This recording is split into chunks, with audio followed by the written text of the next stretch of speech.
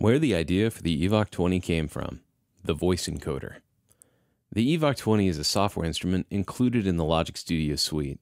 Before we start getting into the Evok 20's many talents, I wanted to give a little background on the technology that inspired the Evok 20, called voice encoding, or vocoding. Human speech is a marvelous thing. Well, most of the time. Basically, what's happening in our body when we speak is this. Our lungs move air through our trachea with varying velocity. Our vocal cords vibrate, creating a tone that travels up our throat. This tone gets filtered by our tongue, mouth, and sinuses. These sounds are called voiced if they have some pitch. Now, if we hiss or use T's or S's, those are called unvoiced sounds since they don't have any pitch at all. So yeah, if we're talking about an instrument, our lungs are the amplifier, the vocal cords are the oscillators, and our upper throat, mouth, and sinus cavity are a series of filters. Recreating the human voice has been tried many times with many technologies. The voice encoder was one of the first, though. Voice encoders, or vocoders, have been around since the 1930s. The earliest vocoder was created by a fellow named Homer Dudley. He was the first to patent the technology in 1939.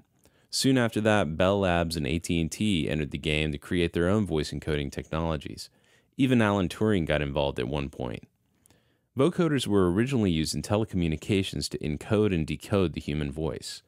A person would talk into a microphone on one side of the world, and their voice would go through a series of bandpass filters set to specific frequencies. The signal would then travel to the other side of the world, where a vocoder operator would have their filters set to the exact same frequencies.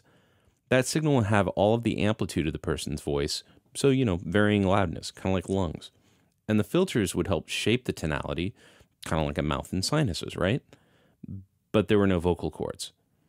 Think of it as like a body that has lungs, a throat, a mouth, and sinuses, but no vocal cords. Well, it's kind of sad, huh? Well, in order for the voice to be heard correctly, there had to be a signal generator on the receiving end that would create the tones needed to feed the filter banks. To handle the S's and T's and such, vocoders would also use a noise generator. This way, the computer finally had a set of vocal cords. The voice coming from these vocoders tended to sound a bit robotic due to the relatively simple tone generation and filters that were in use. It was a really efficient way to encode verbal communication, though, and came in handy for, you guessed it, the military. The military used vocoders in World War II to send encoded verbal commands. Since the enemy would have to know the specific frequencies of the filters in use to decode the signal, it was a pretty effective way to send classified information. The highest levels of command used a complex speech synthesizer to encode and decode these messages. It was called SIG-SALLY, and it used vocoding technology to help win the war for the Allies.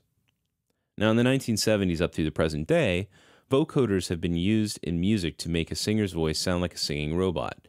Artists who were known as pioneers for using the vocoder in popular music are Kraftwerk, Laurie Anderson, Herbie Hancock, and Imogen Heap. In a musical vocoder, the vocoder would have two inputs called a carrier and a modulator. Here's how it works. At the modulator input, the vocalist's mic feeds a series of bandpass filters.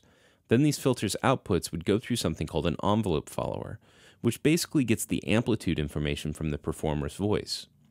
At the carrier input, a synthesizer or other instrument, maybe a guitar, feeds a series of bandpass filters that are tuned to the exact same frequencies as the modulator. The amplitude of the carrier wave would be determined by the varying loudness of the modulator signal. These two signals, the carrier and the modulator, would then be mixed together and sent to an amplifier. Musical vocoders used polyphonic synthesizers that had the ability to create more than a single voice. You could play chords, which led to some interesting robot-sounding backing vocals on modern recordings. Now, some of the first popular vocoders in pop music were created by none other than Bob Moog, the grandfather of all modern musical synthesizers. Others then followed from companies like EMS, Roland, and Korg, among others. With the advent of software instruments, the flexibility of routing within modern digital audio workstations has made vocoding in the computer easier than ever. Voice encoder technology has advanced quite a bit since World War II, and it's used in everything now from cell phones to cochlear hearing aids for the deaf. The addition of vocoders into the pantheon of popular electronic music has given more science fiction to our music, imagining robots that sing. The Evok 20 is a very cool implementation of this vocoding technology. It takes some of the basic concepts of vocoding and adds a couple interesting twists. Let's get into it.